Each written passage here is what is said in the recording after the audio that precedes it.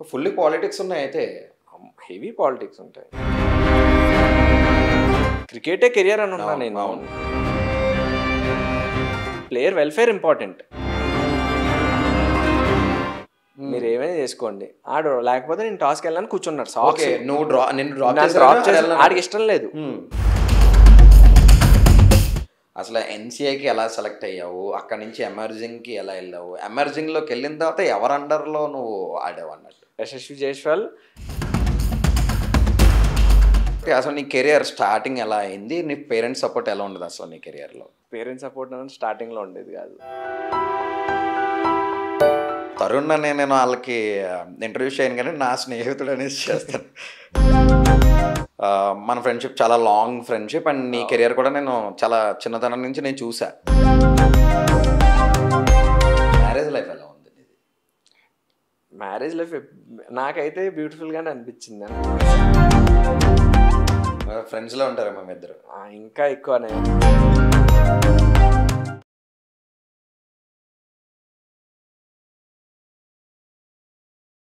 Hi, hello, నమస్తే. నేను మీ Tarun. Welcome to Anantara sports. ఏంటి ఈరోజు తరుణ్ కొంచెం అన్ప్రొఫెషనల్గా బ్లేజర్ వేసుకోలేదన్నారా? ఎందుకంటే ఈరోజు నా స్నేహితుడు వస్తున్నాడు. తను ఎవరో కాదు, Tarun Sannaboina. He is an cricketer. తను ఎమర్జింగ్ ట్రోఫీ ఆడాడు, ఇండియా బి ఆడాడు, అండ్ ఆంధ్ర రంజీ ట్రోఫీ ఆడాడు. ఈస్ట్ గోదావరికి దగ్గరగా 10 years క్యాప్టెన్సీ చేశాడు. సో తరుణ్ని అడిగి తెలుసుకుందాం అవన్నీ ఎక్స్పీరియన్స్ ఎలా ఉన్నాయనేది. హాయ్ తరుణ్. Hi hi. ఎలా ఉన్నావు? Good good, all good. Tarun అనే నేను వాళ్ళకి ఇంటర్వ్యూ చేయను కానీ నా స్నేహితుడు అనేసి చేస్తాను. ఎందుకంటే మన ఫ్రెండ్షిప్ చాలా లాంగ్ ఫ్రెండ్షిప్ అండ్ నీ కెరియర్ కూడా నేను చాలా చిన్నతనం నుంచి నేను చూసా. సో మా వ్యూయర్స్ కూడా అర్థం కావాలి కాబట్టి అసలు నీ కెరియర్ స్టార్టింగ్ ఎలా అయింది, నీ పేరెంట్స్ సపోర్ట్ ఎలా ఉండదు అసలు నీ కెరియర్లో? పేరెంట్స్ సపోర్ట్ అన్నది డైసీనే. ఎందుకంటే పేరెంట్స్ సపోర్ట్ అన్నది స్టార్టింగ్లో ఉండేది కాదు. అంటే ఉండేది కాదంటే మీన్ సెన్స్ బేసిక్గా పేరెంట్స్కి ఒక భయం ఉంటుంది, ఫియర్. అంటే ఏమైపోతాడు, క్రికెట్ అని నమ్ముకుంటే కెరియర్ ఏమైపోతుంది, కెరియర్ మీన్స్ స్టడీ కెరియర్ ఏమైపోతుంది, పైగా 10th ఉంది, ఇంటర్ ఉంది. అది మెయిన్ సోర్స్ ఏంటంటే స్టడీస్లో 10th, ఇంటర్, డిగ్రీ లేదా engineering, what ever it is. నేను నా కెరీర్ స్టార్ట్ చేసింది నా 8th classలో 2010లో. అది నార్మల్గా ఒకసారి ప్రాక్టీస్కి వెళ్ళా. అంటే ఇంతకుముందు క్రికెట్ అంటే బాగా ఇంట్రెస్ట్ ఉండేది, కానీ నేను ప్రొఫెషనల్గా క్రికెట్ కెరీర్ స్టార్ట్ చేసింది అయితే 2010లోనే. 2010లో ప్రాక్టీస్కి వెళ్ళడం జరిగింది. డిస్ట్రిక్ట్ సెలక్షన్స్కి వెళ్ళా. డిస్ట్రిక్ట్ సెలక్షన్స్కి ఎలా వెళ్ళా అంటే ఇన్ జనరల్ ఇప్పుడు ఇలాంటి వైట్ ట్రాక్ వేసుకోవాలి, కానీ నేను వైట్ ప్యాంట్ వేసుకున్నాను, స్కూల్ ప్యాంట్. ఓకే. టీషర్ట్ ఒకటి ఉండేది, వైట్ టీషర్ట్. అది నేను దగ్గర ఒక 6 months 8 months యూస్ చేసేవాడిని. రవి సార్ నాకు వచ్చి చిన్నప్పటి నుంచి నేను అకాడమీలో జాయిన్ అయ్యే వరకు రవి సారే. ఓకే. సార్ నన్ను అడిగేవారు అనమాట, అరే నేను ఇస్తారా, నువ్వు కనీసం అది వేసుకోరా అంటే నేను ఎందుకో తీసుకునేవాడిని కాదు. నేను పేరెంట్స్ని అడిగేవాడిని కాదు, కొండరన్న మైండ్ సెట్ ఉండేది. ఓకే. ఎందుకంటే వాళ్ళకి ఇష్టం లేదు, ఏదో వెళ్తున్నాను టైంపాస్కి వెళ్తున్నాను అనుకునేవారు. ఎప్పుడైతే డిస్ట్రిక్ట్ సెలెక్ట్ అయినా ఫస్ట్ టైం నాకు ఒక వైట్ పేరు కొనిచ్చింది మా మమ్మీ. ఓకే. అంటే మా మమ్మీ కొనండి అని చెప్పి మా డాడీ చెప్పింది. నేను హరీష్ స్పోర్ట్స్కి వెళ్ళి కొనుక్కున్నా. హరీష్ స్పోర్ట్స్ నీకు తెలిసా, అక్కడికి వెళ్ళి కొనుక్కున్నా. మా మమ్మీ డ్రాప్ చేసింది నన్ను. రాజమండ్రిలో అయింది ప్రాబుల్స్. అప్పుడు అదే ఫస్ట్ టైం నేను కార్తిక్ గారు కలవడం. అక్కడ నుంచి జర్నీ స్టార్ట్ అయింది. ఫస్ట్ ఇయర్ డిస్ట్రిక్ట్ సెలెక్ట్ అయిన తర్వాత జోన్ సెలెక్ట్. జోన్లో ఏమైందంటే 14 మంది ఉన్నాం స్క్వాడ్లో. మా నార్త్ జోన్కి 13 మంది స్టేట్ ప్రాబ్లమ్స్లో, నేను ఒక్కడనే లేను. అంటే 11లో ఆడిన వాళ్ళు 13 మంది 11లో ఆడారు, నేను 11లో ఆడలా. అందుకే నేను ఒక్కడనే లేను అనమాట. అప్పుడు ఆ ఇయర్ బ్యాక్ వచ్చేసా. మళ్ళీ నెక్స్ట్ ఇయర్ యాజ్ యూజువల్గా నెక్స్ట్ ఇయర్ జోన్కి సెలెక్ట్ అవ్వాలి. ఆ తర్వాత 10th. అది క్రికెట్ కెరియర్కి స్టార్టింగ్ అదే, లాస్ట్ ఛాన్స్ అదే. ఇంకా ఎట్లా అంటే నేను 10thలో స్కూల్ మారిపోతానని గొడవ పెట్టా. మా డాడీ ఒప్పుకోలే. కానీ నేను ఏం చేశానంటే స్కూల్ మారిపోతాను మా మమ్మీకి పొద్దున్నే చెప్పి 6కి ప్రాక్టీస్కి వెళ్ళిపోయా. ప్రాక్టీస్కి వెళ్ళిపోతే మా డాడీ వచ్చారు సీరియస్గా. ఇంత చిన్నప్పుడు బాగా సీరియస్గా ఉండేవారు, చాలా స్ట్రిక్ట్ ఉండేవారు. మా అన్నయ్య దగ్గర కానీ నా దగ్గర కానీ గ్రౌండ్కి వచ్చారు. అప్పుడు నా సీనియర్ ప్లేయర్స్ అందరూ ఉన్నారు, గ్రౌండ్లోనే ఉన్నారు. 10 వరకు ఉన్నా నేను. ఎందుకంటే మా మదర్ చెప్పేశారు, నేను స్కూల్ మారిపోతాను, నేను ఈ స్కూల్లో చదవను, ఎందుకో నాకు అక్కడ చదవాలని లేదని చెప్పి స్కూల్ మారిపోతా అన్న. అయితే మా డాడీకి అది ఇష్టం లేదు. వచ్చారు, చిన్న ఫెన్సింగ్ ఉంటుంది, అది పడిపోయి ఉండేది.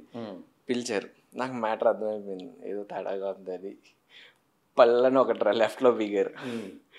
నాకు అర్థమైపోయి మ్యాటర్ కింద హెడ్ పెట్టుకుని నడుచుకుంటూ వెళ్ళిపోయి కిట్ బ్యాగ్స్ అద్దేసి బయటికి వెళ్ళగానే లెఫ్ట్ అది పడింది కాబట్టి రైట్ ఇంకోటి పడింది. అజయ్ అన్న వీళ్ళందరూ సీనియర్స్ ఉండేవాళ్ళు, వాళ్ళందరూ షాక్ అయిపోయారు. ఏంటి ఒక పేరెంట్ వచ్చి, అంటే అసలు పేరెంట్స్ ఎవరో వచ్చేవారు కాదు అప్పట్లో, పేరెంట్స్ రారు, వచ్చేవారు కానీ వాళ్ళు చూడడానికి వచ్చేవారు. మా డాడీ ఎప్పుడు వచ్చేవారు కదా, మా డాడీ వర్క్ ఎథిక్స్ డిఫరెంట్ మా డాడీది. పొద్దున్న వెళ్తే సాయంకాలం వచ్చేవారు, లేదా ఏదైనా కుదిరితే చదువుతానే ఉంటారు అనమాట. అట్లా మళ్ళీ గేట్ దగ్గర నీకు తెలిసి ఉంటుంది, ఆర్ఎంసీ గేట్ నుంచి నెట్స్ నుంచి గేట్ కి మధ్యలో ఈ వాకింగ్ ట్రాక్ ఉంటుంది, ఆ ట్రాక్ దగ్గర ఒకటి పడింది. స్కూల్ ఇంటికి తీసుకెళ్లారు, ఫ్రెష్ అయ్యి స్కూల్కి తీసుకెళ్లారు, ప్రిన్సిపల్తో ఒకటి పీక్ ఇచ్చారు.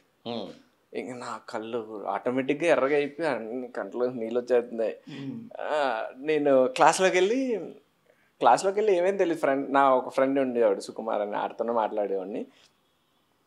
ఆడితో కామెడీ చేసుకుంటున్నా. ఒక మేడం ఎవరు చూడాలి, ఒక మేడం చూసింది, సైన్స్ మేడం. ఆ మేడం చూసి ఇప్పుడే కదరా దెబ్బలు తిన్నావు అయినా ఏంటంటే ఏమో మేడం అని చెప్పేసి నేను నార్మల్ అయిపోయి. మా డాడీ ఇంత పెద్ద లెటర్ రాశారు, 1.5 పేపర్ 2 పేజీలు లెటర్ రాసి ఇచ్చారు స్కూల్ ప్రిన్సిపల్కి.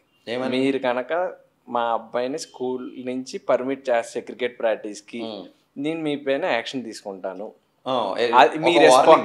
మీ రెస్పాన్సిబిలిటీ అని చెప్పి 1.5 పేజీ రాశారు. అంటే మా డాడీ 18 డిగ్రీస్ చేశారు. 18 డిగ్రీస్ అయితే అంత పెద్ద భారతం రాసేటప్పటికి వాళ్ళు చాలా సీరియస్ తీసుకున్నారు.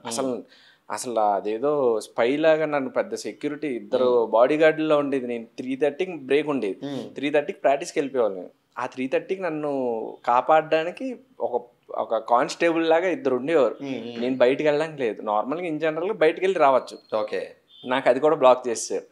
ఇలా పని అయ్యేలా లేదని చెప్పి ఇంకా గోదావరి తెలివితేటలు, కాకినాడ తెలివితేటలు బయటికి తీసా. 2 రోజులు తినడం మానేసా, 3 రోజులు తినడం మానేసా. నాకు తినడం మానేసేటప్పుడు మా మమ్మీ ఇంటిది సరే 10th క్లాస్ కాబట్టి వాళ్ళకి భయం ఉంటుంది, వాళ్ళకి ఏం చేయాలో తెలియలేదు.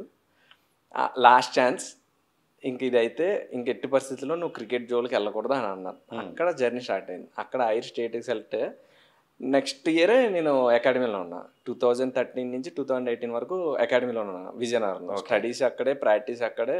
అక్కడి నుంచి నా జర్నీ చాలా ఫన్నీ జర్నీ అని చెప్పచ్చు. ఫన్నీ అంటే రోలర్ కోస్టర్ రైడ్. ఒకటి ఏంటంటే ఆ తర్వాత చాలా టోర్నీస్కి ప్లస్ చాలా మ్యాచెస్ కూడా మీ డాడీ వచ్చి దిగబెట్టి వెళ్ళడం కూడా జరిగింది. అవును, ఎందుకంటే నేను డైరెక్ట్ చూసా. లేదు, మా డాడీ క్రికెట్ ఇంట్రెస్టే. సండే మా ఇంటి ముందు గ్రౌండ్ ఉండేది, అక్కడ ఆడేవారు. మా చిన్నాన్న వచ్చి ఆడేవాడు. సరదాగా ఆడడం ఓకే, సండే ఆడడం ఓకే. అంటే వాళ్ళకి భయం ఏంటంటే, అంటే మా బ్యాక్గ్రౌండ్ వేరు, అంటే మా డాడీ బ్యాక్గ్రౌండ్ వేరు. అంటే అందరూ చదువుకుని ఉద్యోగాలు అన్ని వెల్ సెటిల్, అందరూ గెజిటెడ్ ఆఫీసర్. మా చిన్న ఉన్నాడు ఇప్పుడు NICలో సైంటిస్ట్. అట్లా మా పెద్దనాన్న డాక్టర్, ఆయన ఇంకో పెద్దనాన్న ఉన్నారు, ఆయన ఇంజనీర్. అట్లా అందరూ హైయర్ లెవెల్లో సెటిల్ అయి ఉన్నవాళ్ళు. వాళ్ళ ఇన్ఫ్లుయెన్స్ ఉంటుంది కదా, ఏంటి క్రికెట్ పంపిస్తున్నా, ఏంటి బుద్ధి ఉందా లేదా నీకు. ఇద్దరికి క్లాసు. ప్రతి సండే అందరూ కలిసేవారు. తాతయ్య గారు ఉండేవారు. సండే ఎవరో ఒకళ్ళు ఇంట్లో కలిసేవాళ్ళం. ప్రతి సండే క్లాస్. ఎందుకంటే నేను సండే అయితే కనిపించేవాడిని కాదు. పొద్దున్న వచ్చేవాడిని, మళ్ళీ లంచ్కి వచ్చేవాడిని, వెంటనే వెళ్ళిపోయేవాడిని, మళ్ళీ నైట్ డిన్నర్కి వచ్చేవాడిని. ఆడుతానే ఉండేవాడిని. అంటే ప్రొఫెషనల్ క్రికెట్, టెన్నిస్ బాల్. కానీ అప్పుడు టాపిక్ వచ్చినప్పుడల్లా మా డాడీని తిట్టేవారు, నీకు బుద్ధి ఉందా లేదా, అసలు ఏమనుకుంటున్నావు, అసలు భోజనం కాదు కదా, కనీసం మెతుకు కూడా పెట్టదు క్రికెట్, అది ఇది అని ఉన్నారు. కానీ ఎండ్ ఆఫ్ ది డే 2013 నుంచి నాకు భోజనం పెట్టింది క్రికెటే, నాకు ఇప్పుడు జాబ్ ఇచ్చింది క్రికెట్. నేను లైఫ్లో ఎలా ఉన్నానంటే మొత్తం నాకు ఇచ్చిందే క్రికెట్ వల్ల నేను ఇక్కడ ఉన్నా. సరే, ఇప్పుడు జాబ్ అన్నావు, central excise AG office, audit general. అంటే ఏంటిది ఆ జాబ్ అసలు? ఆడిట్ జనరల్ మీన్స్ ఇప్పుడు మనకి సెంట్రల్ గవర్నమెంట్ నుంచి 1 రూపీ, ఏ రూపీ అయినా సరే ఒక సెంట్రల్ గవర్నమెంట్ డబ్బులు ఇచ్చిందంటే అకౌంటబిలిటీ చెప్పాల్సింది ఏజీ ఆఫీస్. ఓకే. మేము ఉండేది గవర్నమెంట్ అండర్లో కాదు, ప్రెసిడెంట్ అండర్లో ఏజీ ఆఫీస్. మేము డైరెక్ట్ రిపోర్టింగ్ టు ప్రెసిడెంట్. ఏదైనా మాకు పవర్ ఉందంటే ప్రెసిడెంట్ ద్వారానే అవుతుంది. అది మోడీకి కూడా ఉండదు. పిఎం చెప్పినా కుదరదు, ప్రెసిడెంటే చెప్పాలి. మేము రిపోర్టింగ్ ప్రెసిడెంట్ని. ప్రెసిడెంట్ కూడా ప్రెసిడెంట్ నిలబెట్టాలన్నా, ప్రెసిడెంట్ని దింపాలన్నా CAGకి ఈ ఈ జాబ్ ఎలా వచ్చింది స్పోర్ట్స్ కోటాలో? స్పోర్ట్స్ కోటా అంటే దీంట్లో కేటగిరీస్ ఉంటాయి కదా, అంటే వికెట్ ఇన్ని కీపర్ స్టేట్స్ ఆడాలి. బేసిక్ గా వికెట్ కీపర్ కి ఒక స్లాట్ ఉంటది, ఎవరైనా అప్లై చేస్తారు. ఇప్పుడు ఫర్ ఎగ్జాంపుల్ నువ్వు వికెట్ కీపర్, నేను వికెట్ కీపర్, అట్లా ప్రతి త్రూ అవుట్ ఇండియాలో ఎవరైతే అప్లై చేస్తారో వాళ్ళందరూ అక్కడికి వస్తారు ఆ సెంటర్ లో. ఓకే. ఆ వెన్యూకి వచ్చిన తర్వాత మనకి సర్టిఫికేట్ వెరిఫికేషన్ అవుతుంది. ఓన్లీ వికెట్ కీపర్స్ అనేది వికెట్ కీపర్ సెపరేట్ ఉంటుంది, ఆల్రౌండర్ సెపరేట్ ఉంటుంది, బౌలర్ సెపరేట్ ఉంటుంది. ఇప్పుడు నువ్వు వికెట్ కీపర్ దాంట్లో పెట్టావంటే నీకు ట్రయల్స్ వికెట్ కీపర్ దాంట్లో జరుగుతాయి. అట్లా నేనున్నప్పుడు బేసిక్గా నాకు దాని గురించి అంత ఐడియా లేదు, ఎందుకంటే ఆ వికెట్ కీపర్కి ఓన్లీ ఒక పోస్టే పడింది. 2017 నుంచి 2024 వరకు ఏ రిక్రూట్మెంట్ జరగలేదు హైదరాబాద్కి. ఒకటి అయింది, అది వికెట్ కీపర్, అది నేనే రిక్రూట్ అయింది. ఓకే. అప్పుడు ఎవరికైతే ఎక్కువ సర్టిఫికేట్స్ ఉన్నాయి, ఎవరైతే కరెంట్ ఏజ్ ఇంకా ఫిట్నెస్ టెస్ట్ ఇంకా స్కిల్ టెస్ట్ అన్నీ ఉంటాయి, 100 మార్క్స్ ఉంటాయి. 80 మార్క్స్ ఏమో మెరిట్కి, 10 మార్క్స్ ఏమో ఫిట్నెస్కి, 10 మార్క్స్ ఏమో స్కిల్కి ఉంటుంది. ఎవరైతే హైయెస్ట్ ఉంటారో వాళ్ళకి జాబ్ వస్తుంది. Criteria, first criteria. By God's grace మంచి జాబ్లో అయితే సెట్ అయ్యావు. అయితే ఈ జాబ్, ఈ కెరియర్ పక్క పెట్టేద్దాం. చాలా చాలా ఫన్నీ థింగ్స్ ఉన్నాయి మనం షేర్ చేయాల్సినవి మా వ్యూవర్స్కి. చాలా బోల్డ్గా వెళ్ళిపోవద్దు, చాలా ఫ్రెండ్లీగా అవుదాము. నెక్స్ట్ ఏపీఎల్ కూడా సెలెక్ట్ అయ్యావు తరుణ్, 3 seasons ఆడావు. చాలా ఎక్స్ట్రాడినరీ లెవెల్, ఒక లెవెల్లో ఆడావు. ఫస్ట్ సీజన్ అంత షోకేస్ చేసుకోవడానికి ఛాన్స్ రాలేదు కదా, సెకండ్ కూడా రాలేదు. థర్డ్ సీజన్ అన్ని మ్యాచెస్ ఇంకా అసలు అన్ని మ్యాచెస్ ఆడావు, ప్రతి మ్యాచ్ కూడా ఒక రేంజ్లో ఆడావు. అది ఎలా అనిపించింది అసలు ఏపీఎల్ నీకు? అంటే ఏపీఎల్ ఫస్ట్ ఇయర్ నుంచి నాకు హై హోప్స్ వెళ్ళేవాడిని. ఫస్ట్ 2 years అయితే, ఫస్ట్ ఇయర్ అయితే చాలా పెద్ద హోప్తో వెళ్ళా, ఎందుకంటే నేను అప్పుడు ఎమర్జింగ్ ట్రోఫీ ఆడుతున్నా. ఏమైందంటే నా ఎమర్జింగ్ ట్రోఫీ ఎన్సీఏ క్యాంప్ తర్వాత ఎమర్జింగ్ ట్రోఫీ, ఎన్సీఏ క్యాంప్లో ఎవరైతే పెర్ఫామ్ చేస్తారో వాళ్ళు ఎమర్జింగ్ ట్రోఫీలో ఉంటారు. కొంతమంది ఒక 3 venues లో జరుగుతాయి ఎన్సీఏ క్యాంప్ అన్నారు. అందులో మిక్స్డ్గా ఒక 4 teams తీస్తారు రెస్ట్ ఆఫ్ ఇండియా లాగా. రెస్ట్ ఆఫ్ ఇండియా అంటే India A, India B, India C, India D. అది నెక్స్ట్ ఎన్సీఏ క్యాంప్ 1 month ఉంటుంది, తర్వాత టోర్నమెంట్. అది ఏదైతే ఎన్సీఏ క్యాంప్ స్టార్ట్ అయ్యి ఫస్ట్ నుంచి స్టార్ట్ అయింది, కానీ ఏపీఎల్ 7th ఫినిష్ అవుతుంది. నేను అదొక ప్లాట్ఫామ్, లైవ్ మ్యాచెస్ అదొక ప్లాట్ఫామ్ అని చెప్పి నేను చాలా ఫోకస్డ్గా ఉన్నా, అన్ని ప్రిపేర్డ్గా ఉన్నా. అవుట్ ఆఫ్ సిలబస్ నాకు అసలు ఛాన్సే రాదు. ఫస్ట్ మ్యాచ్ ఛాన్స్ వచ్చింది, ఆ మ్యాచ్లో 25 ఆర్డ్ అంతా కొట్టా. అంటే ఆ చేసింగ్ కూడా 110 runs 120 runs ఎంత. అది సెకండ్ మ్యాచ్ నుంచి నాకు ఛాన్స్ అయితే రాదు. థర్డ్ సీజన్ అయితే థర్డ్ సీజన్ ప్రాపర్ ఛాన్సెస్ వచ్చాయి, ప్రాపర్ ఛాన్స్ అండ్ చాలా బాగా షోకేస్ చేసుకున్నాం. కానీ థర్డ్ సీజన్ చాలా మంచిగా షోకేస్ చేసాం, అంతా బాగానే ఉంది. కానీ all of A sudden out of this chapter అన్నట్టు ఈ పీపీఎల్ ఎక్కడి నుంచి వచ్చింది నీకు? అంటే ఇది ఎక్కడ స్టార్ట్ అయిందంటే, ఫస్ట్ నాకు మీరు చూసినట్టయితే ఏపీఎల్లో నేను ఇంజూరీ అయ్యా. ఓకే. లైవ్ మ్యాచ్లో నేను ఇంజూరీ అయ్యా. అంటే అసలు బేసిక్గా నేను చాలా సోర్ ఉండేది, అసలు నేను నల్లపోయాను, పరిగెట్టడానికి ఛాన్స్ లేదు, చాలా పెయిన్తోనే ఆడా. ఎందుకంటే ఒక టైర్ అయింది, అది ఫ్లూయిడ్ ఉంటుంది అనమాట, ఫ్లూయిడ్ లిక్విడ్ ఫ్లూయిడ్ ఒక కారుతా ఉంటుంది. అదేమైందో అక్కడ టైర్ అయింది, దానివల్ల పెయిన్ వస్తూ ఉంటుంది అన్నమాట. కాఫ్ అసలు మనం కదలలేము. నేను పైగా వికెట్ కీపర్, సైడ్ వేస్ కంపల్సరీ, రైట్ సైడ్ ఇంకా కంపల్సరీ. అసలు సైడ్ వేస్ చేయడానికి అయినా సరే అడ్జస్ట్ చేసుకుని నేను ఆడ టేపింగ్ వేసుకుని, హెవీ టేపింగ్, ఇంత లావు టేపింగ్ వేసుకుని ఆడేవాడిని. అది అయిపోయిన తర్వాత నేను లెటర్ పెట్టా. నేను ముందే చెప్పా, ఎవరైతే ఏసీఏలో వెల్ సెటిల్డ్ అంటే ఆర్గనైజేషన్ చూసుకుని ఆయన ఉంటారో, జిఎం అవ్వచ్చు, ఫర్ ఎగ్జాంపుల్ జిఎం అనుకుందాం, జిఎంఏ అనుకో, అలా అందరికీ చెప్పా. సో సరే ఇట్లా అంటే ఓకే అని అన్నారు, ఓకే అయిపోతుంది అని అన్నారు. నేను మళ్ళీ పర్సనల్గా ఆయన ఒకసారి కలిసా, ఎందుకో కానీ ఆయన ఒక చోటకు వచ్చారు, అంటే విజయవాడకి వచ్చారు అనమాట. నేను కలిసా, సడన్గా కనిపిస్తే సార్ ఇట్లా మెయిల్ పెట్టా కదా, ఓకే అయిపోతుంది. అప్పటికి డేస్ మ్యాచ్ అవుతున్నాయి. అంటే మెయిల్ దేనికి పెట్టావు? నన్ను కన్సిడర్ చేయండి జోన్ టీమ్కి, నేను ఏపీఎల్లో ఇంజూరీ అయ్యా అని చెప్పి. దానికంటూ ఒక ప్రోటోకాల్ ఉంటుంది. అంటే ఒక నేను అప్పటికే అడిగా, సార్ ఇట్లా ఏమైనా మెయిల్ పెట్టించాలా ఫిజియోతో అంటే, ఫిజియోతో కూడా మాట్లాడాను నేను. ఫిజియోనే కాల్ చేశాడు, శివన్న అని అన్న కాల్ చేశాడు.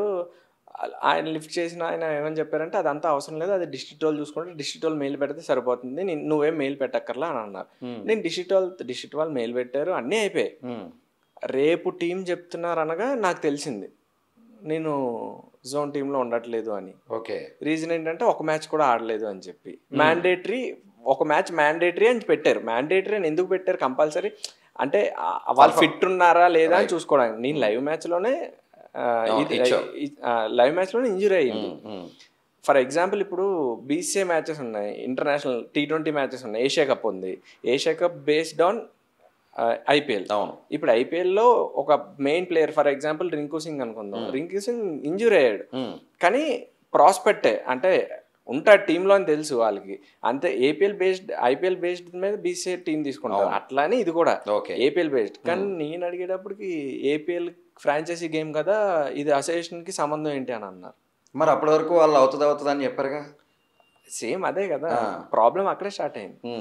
నేను మా అసోసియేషన్కి డిస్ట్రిక్ట్ అసోసియేషన్ అడిగా, ఎట్లా అవుతుంది అన్న మాట్లాడనంటే మాట్లాడాము. వాళ్ళు ఒప్పుకోవట్లేదు అంటున్నారు. నాకు ఇంకా క్రికెటే కెరియర్ అని ఉన్నా నేను. నాకు ఇంక చూసా సరే నేను ఎన్ఓసి అప్లై చేశాను మా డిస్ట్రిక్ట్ నుంచి. ఇచ్చారు.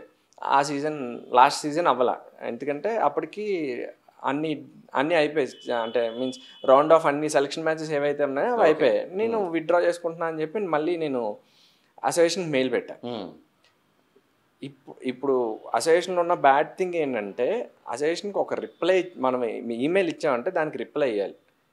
వాళ్ళు ఎవరు ఓకే అనో లేదా ఫోన్ చేసి అట్లీస్ట్ మనం మెయిల్ పెట్టాం, మనమే ఫోన్ చేయాలి. మనం ఫోన్ చేసి అడగాలి, సార్ ఇలా మెయిల్ పెట్టాను చూసారా అంటే చూసాము. అప్పుడు కూడా రెస్పాన్స్ చెప్పరు. ఎవరు సేఫ్ జోన్ వాళ్ళే ఉంటారు బేసిక్గా. అక్కడ ఎవరు సేఫ్ జోన్ వాళ్ళే. వాళ్ళు నెక్స్ట్ ఇయర్కి ఏంటి వాళ్ళకేంటి అన్న ఇదిలోనే ఉంటారు. అంటే మాకెందుకు నెక్స్ట్ ఎవరు సర్వైవల్ వాళ్ళ దాంట్లో ఉంటారు. ఇక్కడ అసోసియేషన్ అన్న సర్వైవల్ కాదు, ప్లేయర్ అసలు మెయిన్ అసోసియేషన్ నడుస్తుంది ఒక ప్లేయర్ గురించి. Player welfare important. మళ్ళీ అందరికి మెయిల్ పెట్టాను నేను, ఎక్కడి నుంచి నాకు రెస్పాన్స్ రాలే. అసోసియేషన్కి పెట్టా, ఏసీఏకి పెట్టా, డిస్ట్రిక్ట్కి పెట్టా, పర్సనల్గా పెట్టా, సెక్రటరీకి పెట్టా, ఎవరైతే జిఎం ఉన్నారో ఆయనకి పెట్టా, మళ్ళీ ఫోన్ కూడా చేసా. ఇంకో ఆయనకి కనెక్ట్ చేశారు నన్ను. ఏపీకి ఏసీఏకి ఒక దాన్ని ఏమంటారంటే ప్లేయర్స్ కమిటీకి ఒక ప్లేయర్ ఆర్గనైజేషన్ తరఫున ఒక ఆయన ఉంటారు. ఓకే, ఆయన పేరు నాకు తెలుసు కానీ అవసరం లేదు. ఆయనకి మాట్లాడా, నువ్వు ఎవరికి చెప్పి ఎన్ఓసి తీసుకున్నావు, మాకేమైనా మమ్మల్ని ఏమైనా కన్సల్ట్ చేసావా అని అన్నారు. Player representative, exactly player representative ఒక ఆయనకి కాల్ చేయమన్నారు. ఒక అన్న కాల్ చేసా, ఆయన లిఫ్ట్ చేశాడు. ఇలా నువ్వు ఎవరికి చెప్పి ఎన్ఓసి తీసుకున్నావు, ఆయన నువ్వు ఏం చేస్తావు అంటే నేను ఇలా ఏజ్ ఆఫీస్లో వర్క్ చేస్తాను. మరి ఆ మాత్రం తెలియదండి సార్, నేను లాస్ట్ ఇయర్ ఏమైంది, నాకు ఛాన్స్ ఇలా, నాకు ఎండ్ ఆఫ్ ది డే నాకు ఏం కావాలి, నాకు ఛాన్స్ కావాలి. నా ఛాన్స్ కావడానికి నేను ఏమైనా చేయొచ్చు. ఇప్పుడు నాకు వేరే చోట ఛాన్స్ వస్తుందంటే అక్కడికి వెళ్తా, మీరు ఛాన్స్ మీ దగ్గర ఆడతా, అదే కదా. ఇప్పుడు నా మైండ్ సెట్ ఎలా ఉంటుంది, నాకు ఛాన్స్ కావాలి అంతేకాని మీరు ఛాన్స్ ఇస్తారని అలా వెయిట్ చేసి కూర్చుని ఆల్రెడీ చాలా ఏళ్ళు వేస్ట్ అయిపోయి అలా ఎలా అవుతుంది. ఇప్పుడు అలా అంటే ఈ ఇయర్ పాండిచేరి, ఈ ఇయర్ ఆంధ్ర కాడి, నెక్స్ట్ ఇయర్ ముంబై కాడి, నెక్స్ట్ ఇయర్ అలాంటి డైలాగులు చెప్పారనమాట. నాకు ఏంటి ఇలా టోన్ అది డిఫరెంట్గా అనిపించింది.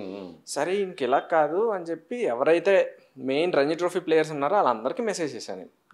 నా దగ్గర ప్రూఫ్లు కూడా ఉండే, కానీ ప్రూఫ్లు ఇప్పుడు ఉన్నాయో లేవో కూడా తెలియదు. నేను అది పెట్టుకునే అంత సీన్ చేయాల్సిన అవసరం లేదు. నా కెరియర్ ఇంపార్టెంట్ అని నేను అయితే ఎవరైతే మెయిన్ ప్లేయర్స్ ఉన్నారో ఇప్పుడు రంజీ ట్రోఫీ టీంలో ఉన్నారో వాళ్ళందరికీ మెసేజ్ పెట్టా. సో ప్లేయర్ రిప్రజెంటేటివ్ అన్న వ్యక్తి పేరు పెట్టి మీకు తెలుసా అని అన్నా. ఒక్కళ్ళు కూడా ఎస్ అన్నది లేదు. ఓకే, ఆ వ్యక్తి అన్న ఆ పొజిషన్ లో ఉన్నాడని ప్లేయర్ రిప్రజెంటేటివ్ ప్లేయర్కే తెలీదు. ఆ వ్యక్తి ఉన్నాడు అంటే ప్లేయర్ తరపున మాట్లాడే ఒక వ్యక్తి ఉన్నాడు కమిటీలో అని చెప్పి ప్లేయర్లకే తెలియదు. ఇంకా అక్కడ ఏం నడుస్తుందో నాకైతే తెలియదు. అంటే నేను నెగిటివ్గా చెప్పట్లే. ఇప్పుడు సానా సతీష్ బాబు సార్ వచ్చిన తర్వాత నేను ఏసీఏలో లేను. అంటే సార్ని ఫస్ట్లోనే కలిసాను నేను. ఎప్పుడు నేను ఇంజూరీ అని చెప్పా కదా, అప్పుడు నన్ను జోన్కి వేలా, డేస్కి వేలా. డేస్ మీన్స్ టెస్ట్ ఫార్మాట్కి నేను లేను. టెస్ట్ ఫార్మాట్కి నేను లేను. 1 days T20s నేను ఆడా.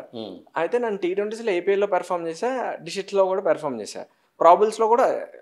ఏపీఎల్ అయిన నెక్స్ట్ డే నుంచే ప్రాబుల్స్, T20 ప్రాబుల్స్. అలానే కుంటుతూ 2 matches ఆడాను నేను.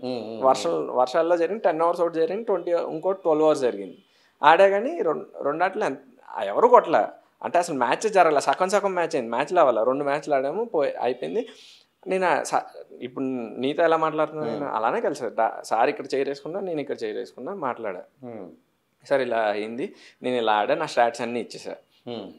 నేను ఏవైతే ఆడానో ఎమర్జింగ్ ట్రోఫీ ఆడా సార్, ఇవన్నీ ఆడా సార్ అంటే సార్ అప్పుడే వచ్చారు, ఆ సజెషన్లోకి అప్పుడే వచ్చారు. అంటే ఆయనకి అంత ఐడియా లేదు అంటే ఎవరేంటి అన్నది. ఎందుకంటే అది ఫస్ట్ ఏజిఎం మీటింగ్ మంగళగిరిలో అవుతుంది. నేను అప్పుడే అక్కడే ఉన్నా, సార్ని కలిసా, వీళ్ళు కొనిట్ అన్నా, ఎవరైనా అదే అంటారు ఆబ్వియస్లీ. తర్వాత అంటే సయ్యద్ ముస్తక్ అలీ టీం వచ్చింది, కానీ నేను అట్లీస్ట్ స్టాండ్వేలో ఉంటానేమో అని ఎక్స్పెక్ట్ చేశాను. అంటే ఏపీఎల్లో ఎవరు పెర్ఫామ్ చేయలే, అవును, నేను ఒక్కనే పెర్ఫామ్ చేసాను, కీపర్స్ పరంగా అయినా ఏదైనా సరే. నువ్వు ఆడిన టైంలో పైలా అవినాష్ నువ్వు అంటే పర్ఫార్మెన్స్ ప్రకారంగా చూసుకుంటే నేను 3rd or 4th highest run కదా. అవును, అంటే ఎవరైతే కంపల్సరీ టీంలో ఉంటారో వాళ్ళకి మినహాయించి మిగిలిన వాళ్ళు అలా చూసుకుంటే నేను హైయెస్ట్. అంటే నేను లాస్ట్ ఇయర్ డీసెంట్ కాదు, బాగా పెర్ఫామ్ చేశాను ఐపీఎల్లో, కన్సిడర్ చేయొచ్చు, కానీ కన్సిడర్ చేయలే. అయితే ఇప్పుడు పీపీఎల్ ఎలా ఉంది నీకు? పీపీఎల్లో కూడా మంచి స్కోరింగ్ ఇచ్చావు నువ్వు అసలు. అంటే పీపీఎల్లో అన్నది, పీపీఎల్లో కూడా ఇదొక పెద్ద హల్చల్ అయింది. అచ్చా, పీపీఎల్లో నేను రీవోక్ చేసుకుంటున్నా అని చెప్పి ఇప్పుడు వరకు చెప్పింది ఏసీఐ గురించి. ఇప్పుడు ఈస్ట్ గోదావరి డిస్ట్రిక్ట్లో నుంచి సీన్ స్టార్ట్ అయింది. ఎప్పుడైతే డిస్ట్రిక్ట్ స్టార్ట్ అవుతున్నాయో అనగా 30 days or 45 days బిఫోర్నే నేను మెయిల్ పెట్టా. ఎవరికి? East Godavari district. Okay, district. So and so I'm revoking my NOC, I'm very eager to join the ACI to perform well and to take a team forward అని చెప్పేసి further అని చెప్పేసి నేను mail పెట్టా. Same ఇక్కడ same thing, మెయిల్కి response ఉండదు, ఏవి ఉండదు. ఇప్పుడు నా ఎన్ఓసి కూడా ఎట్లా వచ్చింది తెలుసా? నేను ఎన్ఓసి ప్రాపర్ మెయిల్లో పెట్టా, రిటర్న్ మెయిల్లో నాకు ఎన్ఓసి నాది రావాలి, వాట్సాప్లో వచ్చింది. వాట్సాప్లో ఏంటి 90 days వ్యానిష్ ఉంటుంది కదా, ఆ మోడ్లో వచ్చింది. ఇప్పుడు నా ఎన్ఓసి నా దగ్గర లేదు, ఇప్పటికీ నా దగ్గర లేదు. అది నేనేమనుకుంటా, వాట్సాప్లో పంపించారు, ఓకే, నేను కాపీ తీసుకోలే, ఏం తీసుకోలే. అది తర్వాత చూస్తే 90 days కూడా కాదు, 30 days ఏదో వ్యానిష్ అనుకుంటుంది. ఇప్పుడు నా ఎన్ఓసి లేదు. నేను అదే అడిగా, అయితే ఏముంది ఇప్పుడు ఇచ్చేస్తాను అన్నాడు. ఎవరైతే సెక్రటరీ ఉన్నారో, సెక్రటరీ కాదు అక్కడ రూల్ చేసేది, సెక్రటరీ వెనకాల ఒక ఆయన వెత్తి ఉన్నారు, ఆ వ్యక్తి నిలబెట్టింది, తెర వెనకాల ఆయన అఫీషియల్గా సంబంధమే లేదు అసలు. ఎవరిని అడిగినా, సెక్రటరీని వెళ్ళి అడిగాను అనుకో, నాదేం లేదు, నా దగ్గర ఇప్పుడు నా ఫోన్ లేదు, కానీ అన్నీ ఉంటాయి నా దగ్గర, నాకేం సంబంధం లేదు, ఆయన ఓకే అంటే నాకు ఓకే అంటాడు. ఆయన దగ్గరికి వెళ్తేనేమో నాకేం సంబంధం, నేను కమిటీలోనే లేను, కమిటీ డిసైడ్ చేస్తే నాకు ఓకే అంటాడు. ఫర్ ది ఫస్ట్ టైం మా మదర్ ఫాదర్ ఇద్దరు వెళ్ళి ఆయన ఆఫీస్కి వెళ్ళి కలిశారు, మాట్లాడారు. ఇట్లా ఏదో అయింది సార్, ఏం చెప్తున్నారంటే ఇండిసిప్లిన్ అని అంటారు. ఇండిసిప్లిన్ అంటే ఏంటి? బేసిక్గా ఇండిసిప్లిన్ అంటే నిన్ను తిట్టడమో, పర్సనల్గా తిట్టడమో, లేదా ఆయన కొట్టడమో, లేదా నేను బ్యాడ్గా బిహేవ్ చేయడం, అది ఇండిసిప్లిన్ అంటే. వాళ్ళ పాయింట్ ఆఫ్ వ్యూలో వాళ్ళు మా డాడీకి మమ్మీకి చెప్పింది ఏంటంటే, ఒక నేను కాదు, బేసిక్గా లాస్ట్ ఇయర్ వరకు ఈస్ట్ గోదావరి క్యాప్టెన్సీ చేసింది నేను. నా చిన్నప్పటి నుంచి లాస్ట్ ఇయర్ వరకు నేను చేశాను. ఒక 1 year 2 years బ్రేక్ వచ్చి ఉండొచ్చేమో, కానీ ఇప్పుడు లాస్ట్ ఇయర్ నేను క్యాప్టెన్ కాదు, ఒక వ్యక్తి సత్యనారాయణ రాజ్ క్యాప్టెన్. ఓకే, ఆడు ఐపీఎల్లో ఉన్నాడు, అప్పటికి ఐపీఎల్ ఏం రాలా. అయితే ఆడే వచ్చి డైరెక్ట్గా చెప్పాడు, అరే నేను బౌలింగ్ మీద ఫోకస్ చేస్తా, నువ్వు కీపింగ్లో ఉంటావు కదా, నీకు అలవాటే కాబట్టి నువ్వు చూసుకో అని చెప్పాడు. అది మాత్రమే నేను, అంతేకాని ఏం బెదిరించావు, నేను అలాంటివి చేయను కదా. నేను ఫీల్డ్ సెట్ చేయడం, ఎవరైనా ఫీల్డింగ్ సరిగ్గా, ఆబ్వియస్లీ ఫీల్డింగ్ సరిగ్గా మ్యాచ్ లో కీ రోల్ వికెట్ కీపరే చేస్తాడు కదా, కెప్టెన్ కన్నా కీ రోల్ వికెట్ కీపర్, అదంతా సెకండరీ. ఇదంతా సినారియో. పోనీ వాళ్ళు ఏమైనా వచ్చి చూసారా? ఎవరైతే సెక్రటరీ ఉన్నారో లేదా తెర వెనకాల ఉన్న వ్యక్తి వాళ్ళు ఏమైనా చూసారా? మ్యాచ్ చూసారా? ఒక్కసారైనా. నేను ఎన్నిసార్లు కాల్ చేసి చెప్పాను తెలుసా, అన్న మ్యాచ్ చూడడానికి రండి. ఒక ఐడియా వస్తుంది, బెటర్ ఐడియా వస్తుంది. నెక్స్ట్ ఇయర్ ఎవరు పని చేస్తారు, ఎవరిని ప్రమోట్ చేయొచ్చు, మాట్లాడితే వాళ్ళనే ఆడిస్తూ ఉంటున్నాం. 2-3 ఆడుతున్నారు, 2-3 కొత్త వాళ్ళు రావట్లా, కొత్త వాళ్ళకి ఛాన్స్ ఇవ్వచ్చు. ఒకరిని 2-3 తీసి నెక్స్ట్ ఇయర్ బెటర్గా చేయొచ్చు, వాళ్ళకి రండి అంటే ఏమన్నా ఒక్క మ్యాచ్కి వచ్చింది లేదు. ఎవర్రా వచ్చిందంటే కోచ్ ఏమో ఎవరైతే నా చిన్నప్పటి నుంచి వస్తున్నారు ఆ కోచ్ వచ్చేవాడు ఎప్పుడు.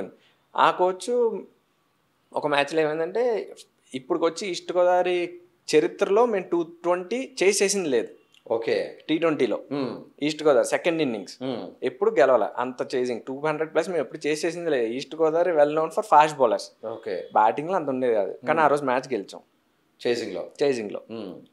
ఒక డౌన్ నాతో పాటు ఇంకో ఓపెనర్ని మార్చాం, మ్యాచ్ గెలిచాం. ఆడు పెర్ఫామ్ చేశాడు, 56 అంతా కొట్టాడు. ఆడి వల్లే మ్యాచ్ గెలిచాం. ఆడు నేను ఇద్దరం పెర్ఫామ్, నేను 70 అంతా కొట్టా, మ్యాచ్ గెలిచాం. కానీ మ్యాచ్ అయిపోయాక కోచ్ని క్యాప్టెన్ని పిలిచారు రివ్యూ మీటింగ్ లాగా. పిలిచారో వెళ్ళారో లేదు తెలియదు. రీజన్ చెప్పండి ఎందుకు ఒక వ్యక్తిని ఆపి ఈయన ఓపెనింగ్ దింపారు. మ్యాచ్ గెలిచామన్నా ఇది లేదు వాళ్ళకి. ఎందుకు వాళ్ళకి కావాల్సిన వాళ్ళు ఆడాలి. ఫుల్లీ పాలిటిక్స్ ఉన్నాయి అయితే. హెవీ పాలిటిక్స్ ఉంటాయి. పాలిటిక్స్ అంటే మీన్స్ నీకు ఎవడైనా బ్యాకింగ్ ఉండి, ఇప్పుడు ఫర్ ఎగ్జాంపుల్ నాకు బ్యాకింగ్ ఉందనుకో, నన్ను ఎవడు క్వశ్చన్ చేయడం కాదు కదా, కనీసం నా నా పేరే రాదు. అవును, నా పేరు అక్కడ రాదు. నువ్వు సెలక్షన్కి వెళ్ళకపోయినా ఇబ్బంది లేదు. సెలక్షన్ వెళ్ళకపోయినా సెకండ్, నేను సెలక్షన్ కూడా వస్తా అని చెప్పా. నాకు రెస్పాన్స్ రాలా. చూసా మా మమ్మీ డాడీ వెళ్ళారని చెప్పారు. అక్కడ ఆగిపోయింది కదా. మా మమ్మీ డాడీ వెళ్ళారు. వెళ్తే ఈ ఇండిసిప్లైన్ గురించి, ఇండిసిప్లైన్ అంటే ఏంటి సార్, మరి మా డాడీ స్ట్రాంగ్గానే మాట్లాడతారు. స్ట్రాంగ్గా మీన్స్ పాయింట్ మాట్లాడతారు. మా డాడీ ఏ పాయింట్ మాట్లాడారు సార్, ఇండిసిప్లైన్ అంటే మా వాడు 2013 నుంచి 2018 5 ఏళ్ళు క్రికెట్ అకాడమీలో ఉన్నాడు. అది కూడా క్రికెట్ అకాడమీ ఎవరికి పర్ స్టేట్ ఓన్లీ 30 ప్లేయర్సే ఉంటారు అందులో. మా వాడు 5 ఏళ్ళు ఎలా సర్వే అవుతాడు? ఇండిసిప్లైన్ అంటే ఈ పాటికి ఎప్పుడో పంపించేస్తారు కదా. అసలు నాకు ఏ కోచ్ ఎవరు కానీ నాకు మా వాడు ఇండిసిప్లైన్ అని చెప్పలేదు. అగ్రెసివ్గా ఉంటాడు అంటే అందరినీ గేమ్లో అంటారని నాకు తెలుసు. అది గేమ్లో అలా అంటే మీరు కోహ్లీని చూసి ఉంటారు కదా సార్. నాకు తెలుసు నా తెరనకాల ఉన్న వ్యక్తి కనీసం క్రికెట్ మ్యాచ్ చూడ్డు. నాకు తెలుసు నేను క్రికెట్ మ్యాచ్ చూసి లైవ్లోనో లేదా డైరెక్ట్ మ్యాచ్ ఏమో తెలియదు కానీ లైవ్ ఇండియా మ్యాచ్ చూసి కొన్ని యుగాలు అయిపోయి ఉంటుందేమో. ఆయన క్రికెట్ నిజంగా విరాట్ కోహ్లీ కానీ కొంతమంది ఉంటారు, వాళ్ళ అగ్రెషన్ చూస్తే ఇంకా ఆయన గుండె అయిపోతుందేమో. అంటే ఈ పాయింట్ నాకు జరిగింది. మా మమ్మీ కూడా సరే ఇలా చేయొద్దు, మా డాడీ కూడా రిక్వెస్టింగ్ అడిగి సరే ఇలా చేయొద్దు, ఏమైనా చేయండి, మీరు ఆయన ఎప్పుడైనా పిలిచి కనీసం కౌన్సిలింగ్ ఇచ్చారా, ఇది కాదు నాన్న ఇలా ఉండు నాన్న అని చెప్పి మీరు ఏం చెప్పారంటే లేదు. ఎప్పుడైనా ఫోన్ మాట్లాడారంటే లేదు. ఏది అడిగినా ఏమీ లేదు. వాళ్ళ దగ్గర దేనికి సమాధానం లేదు. నేను ఒక మెసేజ్ పెట్టాను గ్రూప్లో, so and so for my better opportunities I'm living east Godavari. లాస్ట్లో ఏమని పెట్టానంటే maybe our pathways will cross again అని పెట్టాను. నేను క్యాప్షన్ కూడా పెట్టా. దానికి నేను అందులో ఏం లేదు మిస్టేక్. నేను నా బెటర్ ఆపర్చునిటీ కోసం వేరే చోటకి వెళ్తున్నాను నేను అని నేను మెసేజ్ పెట్టా గ్రూప్లో. దానికి ఫాలోడ్ బై మెసేజ్ నా ఫ్రెండ్ పెట్టాను, నా బెస్ట్ ఫ్రెండ్ ఎవడైతే ఉన్నాడో ఆడికి నిజంగా ఇప్పుడు ఆయన చెప్పింది ఏంటంటే నేను దగ్గరుండి నేను పంపించానంట ఆడికి మెసేజ్, అది ఫార్వర్డ్ చేశాడంట. అబ్బా, అది మా పేరెంట్ చెప్పిందంట. ఆడు నా ఫ్రెండ్ ఎవరు, నా చిన్నప్పటి నుంచి ఉన్నవాళ్ళు మా డాడీకి బాగా క్లోజ్. అంటే 2 రోజులకు ఒకసారి 3 రోజులకు ఒకసారి మాట్లాడుకుంటారు కంపల్సరీ. ఏదో పాయింట్లో మాట్లాడతారు, ఏదో ఒక అవసరంగానే మాట్లాడతారు. అసలు ఆడు టు బి ఫ్రాంక్ నేను కార్లో వెళ్తున్నా అప్పుడు ఆ మెసేజ్ చూసాను. నేను మెసేజ్ చూసి నేను చదవలేదు కూడా, పక్కన ఇచ్చి చదువు అని చెప్తే ఆ మెసేజ్ నేను చదివి అప్పుడు ఈడెందుకు ఇలా పెట్టాడు అని అనుకున్నాను. అంతే, ఈడెందుకు ఇలా పెట్టాడు అనుకోలేదు నేను. పోన్లే బాగా పెట్టాడు, క్వశ్చన్ చేశాడు అంతే. అంటే ఒక 12 ఏళ్ళు 15 ఏళ్ళు ఆడిన ఒక ప్లేయర్ ఎన్ఓసి ఇచ్చాడంటే కనీసం ఎందుకు తీసుకుంటున్నారు అన్నది అడగాలి కదా అని చెప్పాడు, క్వశ్చన్ చేశాడు. ఇంకెక్కడ ఉంది ఈ ప్రైడ్, ఒక క్యాప్షన్ పెట్టాడు, దానికి అది నేను పెట్టా అన్నాడు. ఇవన్నీ అసలు సంబంధం లేకుండా ఏదేదో పిచ్చోళ్ళ మాట్లాడేవారు. అసలు మా డాడీకి కూడా అర్థం అయ్యేది కాదు, ఏంట్రా ఇంత గలీజ్, అసలు ఎలా మాట్లాడాలో కూడా తెలియదా. టు బి ఫ్రాంక్ ఆయన పేరెంట్స్తో మాట్లాడడం తెలియదు, నా పర్సనల్ విషయం మాట్లాడుతున్నాడు. అక్కడ వెళ్ళింది ఒక పర్పస్, ఒక ప్రొఫెషనల్ గురించి వెళ్ళాము. నా పర్సనల్ గురించి ఆయనకి ఎందుకు, మీ వాడు మీరు అనుకున్నంత మంచోళ్ళు కాదండి అది ఇది అని అంటాడు. అనుకున్నంత మంచోడు కాదంటే ఏం చేస్తాడు సార్ మా వాడు, ఎవరినైనా మర్డర్ చేస్తాడా లేదా ఎవరినైనా కొట్టాడా అని మా డాడీ అడిగారు. అడిగితే లేదండి ఒక అబ్బాయిని తొక్కేస్తున్నాడు, క్యాప్టెన్సీ చేయనివ్వట్లేదు అని సత్యనారాయణ అని, నేను క్యాప్టెన్సీ చేయనివ్వట్లేదు. ఆడికి ఇప్పుడు వచ్చి 100 సార్లు మొత్తుకొని ఉంటాడు నన్ను. ఆడెప్పుడు అసలు ఒక మ్యాచ్ అయితే అసలు నేను ఎన్ఓసి తీసుకోవడానికి మెయిన్ రీజనే అది. ఒక మ్యాచ్ నాకు చెప్పకుండా నన్ను 11 నుంచి డ్రాప్ చేశారు. ఫర్ ది ఫస్ట్ టైం నా కెరియర్లో ఈస్ట్ గోదావరి ప్లేయింగ్ లెవెల్లో నన్ను డ్రాప్ చేశారు. టాస్ అవ్వాల, ఇటు షూ తీసేసి ఉండిపోయాడు, నేను టాస్కి వెళ్ళను, మీరు ఏమైనా చేసుకోండి ఆడు, లేకపోతే నేను టాస్కి వెళ్ళాను కూర్చున్నాడు. ఆడికి ఇష్టం లేదు. వీడు సాక్స్లు కూడా ఇప్పేశాడు, స్పైక్ ఇప్పేశాడు. అక్కడ అంపైర్ ఉన్నాడు, అవతల పక్క క్యాప్టెన్ ఉన్నాడు. ఇన్ని నెలలు అన్నాడు సీరియస్గా ఆడు స్టాండ్ తీసుకున్నాడు. ఎందుకంటే నేను ఆడు చిన్నప్పటి నుంచి కలిసాడు, నేను ఆడికి చాలాసార్లు స్టాండ్ తీసుకున్నా. ఆడు 2 years బ్యాన్ అయ్యాడు కూడా. ఒక వేరే పర్పస్ మీద వేరే ఆపర్చునిటీ కోసం వెళ్ళినప్పుడు అది బ్యాన్ అయ్యింది. అయితే ఆ టైంలో కూడా ఆడిని ప్రతిసారి పిలిచి ఎక్కడైతే ఛాన్స్ వచ్చేదో అక్కడ నేను మ్యాచ్లకి వెళ్ళేవాళ్ళం, మేము ఇద్దరమే కలిసి వెళ్ళేవాళ్ళం. పైగా ఆడు అప్పటికి ఇంకా బ్యాన్ లిఫ్ట్ అవ్వలేదు. లిఫ్ట్ అయ్యి నెక్స్ట్ మంత్ నుంచే అప్పుడు నేను క్యాప్టెన్ ఒక ఫార్మేట్కి వైస్ క్యాప్టెన్. నేను నెట్ బౌలర్ కింద కూడా పిలిచేవాడిని. ఓకే, అంటే రారా బెటర్ ఆపర్చునిటీ వస్తుంది, నువ్వు లైమ్ లైట్లో అంటే కోచ్కు మైండ్లో ఉంటావు, నువ్వు ఉంటావు అని చెప్పి అది నిజంగానే వచ్చేవాడు. ఆడికి అట్లా ఏముంది, ఆడి అసలు ఫుల్ ఓపెన్ ఉంటాడు, చాలా మంచాడు, డీసెంట్గా ఉంటాడు. అంతే వీళ్ళు ఫార్మేట్ వాళ్ళు చాలా అమాయకుడు అండి, మీ అబ్బాయి ఆడిని మోసం చేశాడు అన్నాడు. మోసం అంటే ఏంటి సార్ అంటే లోపల క్యాప్టెన్సీ చేస్తున్నాడు. క్యాప్టెన్సీ చేయడం ఏముంది సార్, ఆడు చిన్నప్పటి నుంచి క్యాప్టెన్సీ చేస్తున్నాడు, సత్యనారాయణ రాజు యాక్సెప్ట్ చేస్తేనే కదా క్యాప్టెన్సీ. మా డాడీకి తెలిసి నేను అంతా సత్యనారాయణ రాజు కలిసినప్పుడు కూడా అడగలేదు, కానీ నేను అడిగినప్పుడు మా డాడీ పక్కన ఉన్నారు. నేను ఎందుకైనా మంచిదని ఒకసారి కాల్ చేసి అడిగారా నీకేమైనా ఇట్లా ఇబ్బందా అంటే, నాకెందుకు ఉంటుందిరా అసలు, నేను ఎప్పుడైనా నిన్నేమైనా అన్నానా, అక్కడితో అయిపోయింది. అప్పుడు నేను ఆ రోజు డిసైడ్ అయ్యా, ఇక్కడ వన్స్ సెల్ఫ్ రెస్పెక్ట్ పోయిన చోట నేను ఎందుకని బుద్ధి అవుతుంది అంత. నేను 11లో లేను, నేను ఏమైందంటే వీడికి అడిగా, నేను 11లో ఆడుతున్నాను, నేను ఇంజురీ అయ్యా, అప్పుడు టేప్ వేసుకోవాలి, ఫిజియో పైన ఫ్లోర్లో ఉన్నాడు, అరే ఆడుతున్నానంటే ఆడుతున్నా అన్నాడు, పైకి వెళ్ళిపోయాను నేను టేపింగ్ వేసుకోవాలి. టేపింగ్ 15 minutes పడుతుంది ఆ టేప్ వేయడానికి, అదంతా వేయడానికి. టేపింగ్ వేసుకుని వచ్చాను, టాస్ అయిపోయింది ఈ లోపల. ఏంట్రా అంటే అసలు ఒప్పుకోలేదురా వీళ్ళు ఎంత చేసినా అని చెప్తే నేను కాల్ చేశాను, లిఫ్ట్ చేయలేదు. ముందు నేను లేనన్నారు, లిఫ్ట్ చేయలేదు, వీడు వెళ్ళనన్నాడు, నువ్వు ఉన్నావురా అని అన్నాడు. ఓకే నా ఫోన్ లిఫ్ట్ చేయలేదు కదా, వీడు మాట్లాడాడు, వెళ్ళారు, వచ్చేసారు. టాస్ అయిపోయింది, నేను 11లో లేను. అరే ఏంట్రా అంటే లేదురా ఒప్పుకోలేదురా, టాస్ అయిపోయింది, నువ్వు 11లో లేవా. అప్పుడు ఫోన్ చేశారు, అంటే టాస్కి ముందు ఎత్తలేని ఫోన్, టాస్ తర్వాత ఫోన్ ఎత్తారు. అన్నా ఏంటి నేను 11లో లేనంట, ఎందుకని అని అంటే నిన్నేం ఆపలేదా అన్న. ఎవరైతే తెరానకాల ఉన్నాడో ఆయన ఏదో చెప్పాడు, ఈయన ఏదో గుడ్డుగా ఫాలో అయినాడు, కొంచెం స్టాండ్ తీసుకోవాలా, అయితే అటు దూకాలి లేదా ఇటు దూకాలి, రెండాట్ల మధ్యలో నడుస్తూ ఉంటానంటే ఎలా అవుతుంది. లేదు నేనేం నేనేం 11లో తీసేయమనలేదు అని చెప్పి ఇచ్చాడు. నేను వెంటనే సత్యకి ఫోన్ ఇచ్చాను, ఇది మ్యాచ్ టాస్ అయింది, ఇద్దరు క్యాప్టెన్స్ వచ్చారు. అయితే లేదన్నా ఓకే ఏంటి అని అన్నాడు. అక్కడ ఆల్మోస్ట్ ఇక్కడ ఆల్రెడీ టీంతో నాకున్న రెప్యుటేషన్, అది సెల్ఫ్ రెస్పెక్ట్ పోయినట్టే. నేను అవన్నీ పక్కన పెట్టి నేను అప్పుడు ఏం చేయొచ్చు, నా ఈగో తీసుకుని వీళ్ళేంటి తొక్క వేసేది, నేను అలా ఏమనుకోవాలి, నా కెరియర్ ఇంపార్టెంట్, నేను మ్యాచ్ ఆడాలనుకుంటున్నా. అన్నీ పక్కన పెట్టి నా సెల్ఫ్ రెస్పెక్ట్ లేదు, ఏ రెస్పెక్ట్ లేదు, ఫస్ట్ నేను అవతల పక్క క్యాప్టెన్ వెళ్ళా. ఆడు నా ఫ్రెండే, మహీప్ అని, బెస్ట్ ఫ్రెండ్. అరే ఇలా అయిందిరా, కొట్టేశారా, ఇప్పుడు ఓకే అంటున్నారా, నీకు ఓకేనా అంటే సరేరా నువ్వే కదరా ఓకే అని అన్నాడు. అదే వేరే క్యాప్టెన్ అయితే సీన్ వేరేలా ఉండేది, 11లో ఉండేవాడు. అక్కడ ఆ రోజు డిసైడ్ అయ్యా నేను, ఎన్ఓసి అంటే ఇక్కడ మరీ ఇంత సెల్ఫ్ రెస్పెక్ట్ పోగొట్టుకుని ఆడాల్సిన అవసరం లేదు, నేనేం తప్పు కూడా చేయలేదు, వేరే డిస్ట్రిక్ట్ చూసుకుందాం అన్న మైండ్ సెట్లో ఉన్నా నేను. తర్వాత డేస్ ఫార్మేట్, ఇది 1 day ఫార్మేట్, డేస్ ఫార్మేట్కి ఇట్లా జోన్కి లేను కదా, అదే అయింది. ఇంకా పాండిచేరితో ర్యాప్ ఎలా ఉంది నీకు అసలు? పాండిచేరి ఈ గ్యాప్లోనే అయింది. వీళ్ళు ఏదైతే డిస్ట్రిక్ట్కి నన్ను తీసుకోలేదు కదా, డిస్ట్రిక్ట్ తీసుకోలేనప్పుడు నాకు ఎప్పటి నుంచో 1.5 year నుంచి నన్ను అలా అడుగుతున్నాను. ఓకే, ఎవరైతే మా ఆఫీస్ ఉండేవారో ఆఫీస్కి నేను గెస్ట్ ప్లేయర్ కింద ఆడేవాడిని. తమిళనాడు లీగ్స్ అయితే లీగ్స్కి మా ఆఫీస్ టీం ఉంది, మా ఆఫీస్ టీం ఒక్కొక్క టీంకి 2 players అవుట్ సైడ్ వాళ్ళు ఆడచ్చు, నేను ప్రొఫెషనల్ ప్లేయర్ కింద గెస్ట్ ప్లేయర్ కింద వాళ్ళకి ఆడుతున్నా. ఆ ర్యాప్ వల్ల వాళ్ళు ఎవరైతే మా ఆఫీస్ వాళ్ళు ఉన్నారో వాళ్ళు పాండిచేరి ఆర్గనైజేషన్లో ఉన్నారనమాట, అంటే అసోసియేషన్ కమిటీలో ఉన్నారు.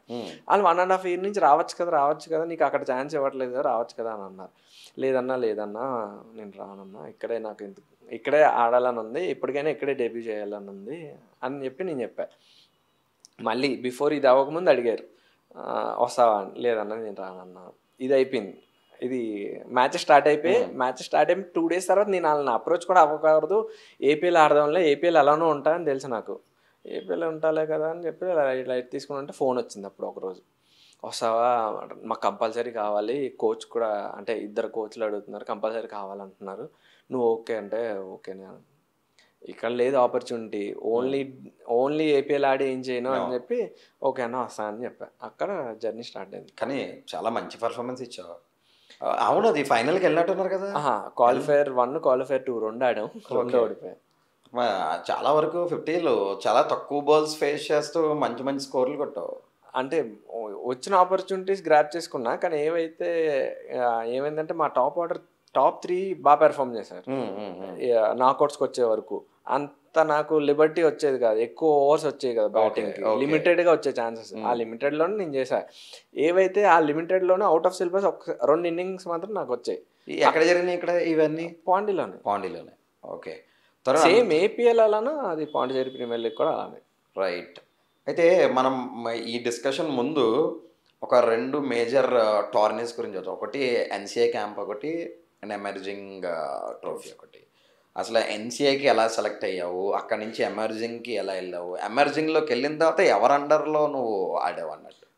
ఎన్సీఏ క్యాంప్ అన్నది ఎవరైతే స్టేట్ ఇప్పుడు సీకే నాయుడు ట్రోఫీ ఉంటుంది, U25 1 days అన్న ఉంటుంది, U25A అని, అండర్ 25A 1 days అని ఉంటుంది. ఆ 2 ఫార్మాట్లు బేస్ చేసుకుని ఎన్సీఏ క్యాంప్ సెలెక్ట్ చేస్తారు. ఎన్సీఏ క్యాంప్లో పెర్ఫామ్ చేసిన తర్వాత ఎమర్జింగ్ ట్రోఫీ తీసుకుంటారు. India A, India B, India C, India D, అలా క్వార్టర్ యాంగిల్ సిరీస్ జరుగుతుంది.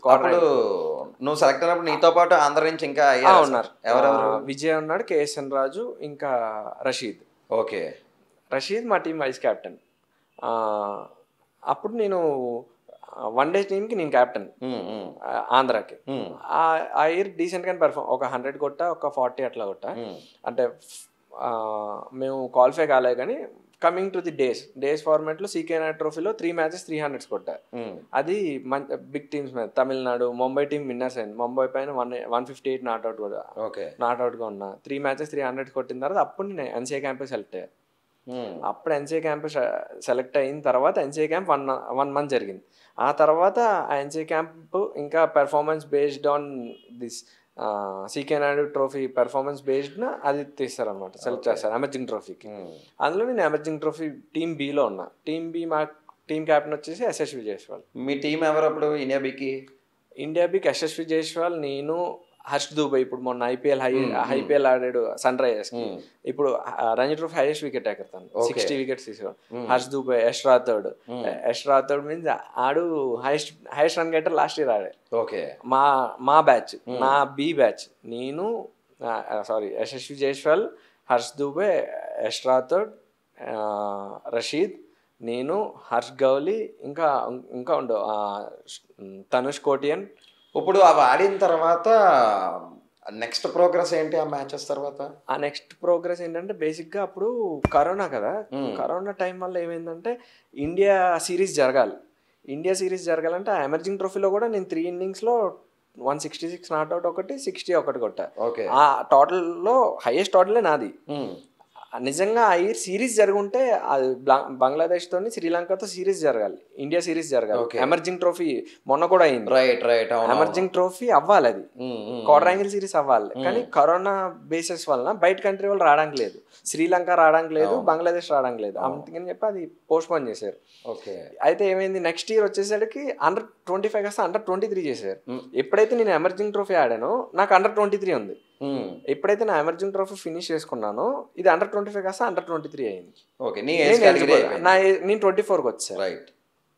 కానీ నా ట్రాట్లో, అంటే నా టీంలో, నా ఎన్సీఐ బ్యాచ్లో, నా ఎమర్జింగ్ ట్రోఫీ బ్యాచ్లో అందరూ డెబ్యూ చేశారు. అందరూ ఇప్పుడు మంచి లెవెల్లో ఉన్నారు. అందరూ debut emerging trophy and next straight away అందరూ డెబ్యూ చేశారు. అప్పటికి యష్ రాథోడ్ అన్నవాడు అసలు అప్పటికి వచ్చి డేస్ ఫార్మాట్లో ఆడలా, డెబ్యూ చేయలేదు తను, స్ట్రైట్ అవే డెబ్యూ చేశాడు. ఇప్పుడు దిలీప్ ట్రోఫీ ఆడుతున్నాడు, అన్నీ ఆడుతున్నాడు, హైయెస్ట్ రన్ గెటర్ రంజీ ట్రోఫీకి తను.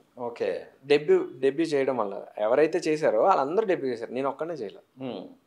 అసలు నెక్స్ట్ ఇయర్ స్ట్రైట్ అవే నేను ఉండాలి స్క్వాడ్లో కూడా లేను.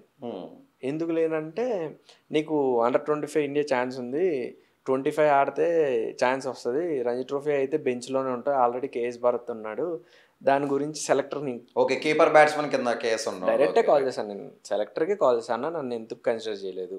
నేను పెర్ఫామ్ చేశాను, ఎమర్జింగ్ ట్రోఫీ ఆడా, సెలక్షన్ మ్యాచ్లో కూడా పెర్ఫామ్ చేశాను. ఏవైతే జరిగాయో అన్ని సెలక్షన్ మ్యాచెస్లో నేను పెర్ఫామ్ చేశాను. లేదు ఇలా అది ఓకే, ఆ రీజన్ ఓకే. ఎందుకంటే 25లో పెర్ఫామ్ అంటే అట్లీస్ట్ బెంచ్లో ఉంటావు, 25 అయితే ఆడతావు కదా అని చెప్పి రీజన్ చెప్పారు. నెక్స్ట్ ఇయర్ ఏదైతే విహారీ అన్న ఇష్యూ అయిందో ఆ ఇయర్ నేను 3 ఫార్మాట్స్లో పెర్ఫామ్ చేశాను. T20లో నా యావరేజ్ 60 ఎంతో, 1 dayలో నా యావరేజ్ 50, డేస్లో నా యావరేజ్ ఇంచుమించుగా 70 ఎంతో. 3 innings-కి 2 innings పెర్ఫామ్ చేశాను. నేను 100% 200% షూర్గా టీంలో ఉంటాను డిసైడ్ అయ్యి ఉన్నా. నేను ఉంటాను డిసైడ్ అయ్యి ఉన్నా. అవుట్ ఆఫ్ ది సిలబస్ నాకు అప్పటికి డౌట్ పడుతుంది, టీం రావట్లా, అందరూ ఉంటా అంటున్నారు, నేను ఉంటానన్న కాన్ఫిడెంట్లో ఉంటున్నాను. నైట్ టీం ఎక్కడో కొడుతుంది నాకు ఎందుకో. ఎందుకంటే అప్పుడు సోర్సెస్ నాకు అర్థమవుతున్నాయి, ఓకే. ఫోన్ కాల్ ఉంటేనే పని అవుతుంది, ఎవరైనా బ్యాకింగ్ ఉంటేనే పని అవుతుంది అని చెప్పి. మళ్ళీ ఆ టైంకు వెనక్కి వస్తాయి, అసోసియేషన్ కాల్ చేసి అన్న ఇట్లా మన సైడ్ నుంచి మన ఈస్ట్ గోదావరి నుంచి అడిగితే కన్సిడర్ చేస్తారన్న, ఎవరు అడిగేవారు లేరు అవుట్ సైడ్. నేను ఇప్పుడు వచ్చి ఎవరిని అడిగింది లేదు బయట వాళ్ళు. అసోసియేషన్ సెక్రటరీని ఏమైనా అడుగుతా కానీ డిస్ట్రిక్ట్ సెక్రటరీని సో XYZ ఎవరినైతే అట్లా నేను ఎప్పుడు చేయించుకోవాలి, ఎప్పటికీ ట్రై చేయలే కూడా నేను. అలా ఉందన్న ఇప్పుడు సిస్టమ్ ప్రజెంట్. బయట నుంచి ఎవరెవరి నుంచో చేపిస్తున్నారు, వాళ్ళ పేరు వినపడుతుంది. నా గురించి అడగాలంటే మన అసోసియేషన్ తరపు నుంచి అడగాలని అన్నా ఫోన్ చేస్తే. అప్పుడు నేను చెప్పా కదా తెరానకాలు ఉన్న వ్యక్తి నడిపిస్తున్నాడు అని చెప్పి. ఆయన ఆంధ్ర క్రికెట్ ACA సెక్రటరీతో గొడవ పెట్టుకున్నాడు. దేనికంటే ఉమెన్స్ జోన్ టీంకి ఒక డిస్ట్రిక్ట్ వాళ్ళని ఎక్కువ వేసుకుంటున్నారు, వేరే డిస్ట్రిక్ట్ వాళ్ళకి ఛాన్స్ ఇవ్వట్లేదు, ఇంక మీరే తీసుకుంటున్నారు, ఏదో గొడవ పెట్టుకున్నాను. ఆయన అసోసియేషన్ సెక్రటరీ కాదు, ఏమీ కాదు, ఒక మెంబర్ అంతే, పవర్ హోల్డ్ చేస్తున్నాడు. ఇలా గొడవ అయిందిరా, మనకి వాళ్ళకి ర్యాపో లేదు అని అన్నాడు. అదే ర్యాపో లేని ఆ వ్యక్తి వల్లే నేను ఈ రంజీ ట్రోఫీ లేను. అంటే వన్ ఆఫ్ ది రీజన్ అయ్యి, ఎందుకంటే మా డిస్ట్రిక్ట్ నుంచి కంపల్సరీ ఉండాలి, లేదంటే పెర్ఫామ్ చేసాడే వేయాలి కంపల్సరీగా వేయాలంటే అట్లీస్ట్ నా వాస్తవం వచ్చేది. నాకు తెలిసింది నా వాస్తవం రాలా. నేను ఇదే టాపిక్ మళ్ళీ మొన్న రీజాయిన్ అవుతున్నప్పుడు అడిగా, సార్ ఇట్లా మీరు గొడవ పెట్టుకున్నారు కదా, దాని గురించి మాట్లాడలా. నేను ఏవైతే క్వశ్చన్లు అడిగానో దాని గురించి అసలు నాకు ఆన్సరే దొరకలే, ఆన్సరే చెప్పలే ఆయన. వేరేది ఏదో అసలు దాన్ని ఏమంటారు, మెంటల్లీ డిసార్డర్ వాళ్ళు మాట్లాడతారు చూడు, చిన్నపిల్లలు మాట్లాడతారు, లేదా అసలు మైండ్ లేని వాళ్ళు అలా అంతేందుకు మా పేరెంట్స్ వచ్చే అన్నారు, ఏం మాట్లాడతాడు అర్థం కాదంటే, మేము ఒకటి అడిగితే దాని గురించి చెప్పకుండా వేరేది ఏదో చెప్తాడేంట్రా, అలానే చెప్పారు. నేను సరే ఇది అయింది, అప్పుడు మీ వల్ల నేను లాస్ అయ్యాను, మరి నేనేమైనా అడిగానా సార్ అప్పుడు, కనీసం మిమ్మల్ని క్వశ్చన్ చేశానా, నేను అప్పుడేమో గ్రూప్లో పెట్టానా, నేను అప్పుడు నాకు పవర్ ఉంది కదా, నేను ఎందుకు నా క్రికెట్ కెరియర్తో పోవాలని చెప్పి నేను సైలెంట్గా ఉంటాను ఎప్పుడు. నేను అక్కడ ఏమైనా తప్పుగా పెట్టానా ఫోన్ మెసేజ్, తప్పుగా అయితే పెట్టలేదు నేను. ఆడ వెనకాల నాకు సపోర్టింగ్ మెసేజ్ కింద ఆడ పెట్టాడు, హార్ష్గా పెట్టాడు, లైట్గా హార్ష్గా ఏం పెట్టలే, అది కూడా క్వశ్చన్ చేశాడు అంతే. దాన్ని మీరు పర్సనల్గా తీసుకుని ఏదో ప్రెస్టేజ్ తీసుకుని ఈ వేయకూడదు అన్న థాట్లో ఉన్నారు వాళ్ళు. ఎలా అయినా చూపించాలి, వీటికి చూపించాలి పవర్ ఏంటా అన్నది. ఆయన పవర్లో లేడు, పవర్ చూపించే ఆయన. ఇదంతా బాగుంటారు. మనం మ్యాచెస్లో అయితే ఫస్ట్ ఇన్నింగ్స్ సెకండ్ ఇన్నింగ్స్ అంటాం. నీ లైఫ్లో ఫస్ట్ ఇన్నింగ్స్ అంతా క్రికెట్, సెకండ్ ఇన్నింగ్స్ వచ్చేసరికి మ్యారేజ్ లైఫ్ ఎలా ఉంది? మ్యారేజ్ లైఫ్ నాకైతే బ్యూటిఫుల్గానే అనిపించింది. అంటే పీస్ఫుల్గా ఉండొచ్చు, అన్నీ కామ్గా వెళ్తాయి అన్నీ. అంటే నేను ఇట్లా అంటే ఇలానే ఉండాలని ఫిక్స్ అయ్యి ఉంటా, ముందుగానే చెప్పేస్తా నాకు ఇలా ఉండాలి అని చెప్పి, అట్లానే వెళ్ళాలి. తను కూడా అలానే ఉండాలని చూస్తా తప్ప ఎప్పుడు డిమాండింగ్ అసలు ఎప్పుడు వేరే ఏదైనా అంటే అసలు మాకు సంబంధం లేని టాపిక్లో ఏదైనా టాపిక్ రేజ్ అవ్వాలి తప్ప అసలు మా ఇద్దరి మధ్యన ఎప్పుడు ఏది అసలు గొడవ కాదు కదా, కనీసం టాపికే వచ్చేది కాదు. ఫ్రెండ్స్లో ఉంటారు మా ఇద్దరు, ఇంకా ఎక్కువనే. అంటే నేను ఏదంటే అదే, తను ఏదంటే అది ఓకే అంతే, రైట్. అట్లా ర్యాపో మెయింటైన్ చేసుకుంటే నాకు ఫ్యూచర్ ఏంటి, ఎలా ప్లాన్ చేస్తున్నావు? అండ్ ఇప్పుడు నేను ఫ్యూచర్ ఎలా ఉండాలని ప్లాన్ చేసుకోవడం ఎప్పుడు ఆఫీసే, అంటే గోయింగ్ విత్ ది ఫ్లో లాగా అట్లా. ఓకే, అలా ఉందా అని డిసైడ్ అయ్యి. చాలా బాగుంది, మంచి పాడ్కాస్ట్ పడింది. అడిగిన వెంటనే వచ్చి పాడ్కాస్ట్ ఇచ్చినందుకు వెరీ థ్యాంక్స్ తరుణ్. ఇంకా మంచి హైట్స్కి వెళ్ళాలని కోరుకుంటున్నాను, ఎందుకంటే పాండిచ్చేరికి నాకు చాలా ఇన్స్పైరింగ్ అనిపించింది నాకు. అంటే ఇంకా నెక్స్ట్ ఇయర్ ఇంకా బెటర్గా ఉంటుంది అని అనుకుంటున్నాను, ఎందుకంటే ఇంకా బెటర్ ఆపర్చునిటీస్ రిసోర్సెస్ కూడా దొరుకుతాయి. అంటే ఈ ఇయర్ ఏమైందంటే లాస్ట్ మినిట్లో వెళ్ళడం వల్ల కొన్ని అనుకున్నట్టుగా వెళ్ళాలి. అంటే నేను లాస్ట్ మినిట్ ఎంట్రీ ఇచ్చా కదా, లాస్ట్ మినిట్ ఎంట్రీ ఇవ్వడం వల్ల ఆల్రెడీ కమిట్మెంట్స్ కొన్ని ఉంటాయి వాళ్ళకి కూడా, ఆ కమిట్మెంట్ ద్వారా వెళ్ళారు వాళ్ళు. నెక్స్ట్ ఇయర్ ఇంకా బెటర్గా ఉంటుంది. ఇప్పటికైనా నీ మీద కొంచెం లైమ్ లైట్ పడింది అక్కడ పాండీలో. అంటే లాస్ట్ మ్యాచ్ ఏదైతే అయిందో అది నిజంగా గెలిపించుంటే లైమ్ లైట్ వేరేలా ఉండేది, అంటే త్రూ వేరేలా ఉంటుంది. ఆ మ్యాచ్ని ఆల్మోస్ట్ లేని మ్యాచ్ని తీసుకొచ్చా, కానీ ఆ 19th ఓవర్ నాకు స్ట్రైక్ రాకపోవడం వల్ల లాస్ట్ ఓవర్ అప్పటికే 18 runs వచ్చాయి, అక్కడ మైనస్ అయిపోయింది. ఆ మ్యాచ్ గెలిపించుంటే వేరేలా ఉండి దేమో నాట్ షూర్ కానీ ఉండొచ్చు, ఎందుకంటే ఆ హైప్ వేరు.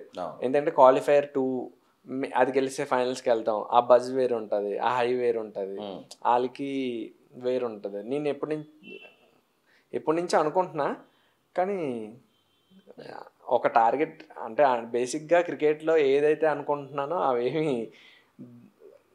నీట్గా వెళ్ళట్లా, దాని మీదకి వెళ్ళట్లా. ఇప్పుడు ఒక 10 స్టెప్స్ దగ్గర పెట్టుకుంటున్నా అంటే సెకండ్ స్టెప్తోనే చూడడం తప్ప అక్కడికి వెళ్ళట్లా, step వెళ్ళట్లా.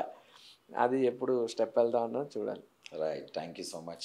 Thank you Anantara Sports for inviting me for this broadcast, and hope every player will get noticed.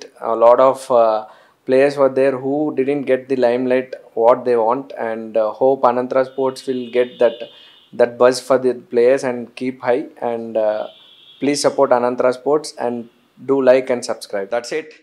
విన్నారుగా, తరుణ్ జీవితంలో పాలిటిక్స్ ఏ రేంజ్లో అయితే ఉన్నాయో, సో అవన్నీ అధిగమించి తను ఈ స్టేజ్కి వచ్చాడు. నెక్స్ట్ వీక్ ఒక కొత్త స్పోర్ట్తో, కొత్త స్పోర్ట్స్ పర్సన్తో మీ ముందుంటా. అప్పటి వరకు డూ సబ్స్క్రైబ్ అనంతర స్పోర్ట్స్.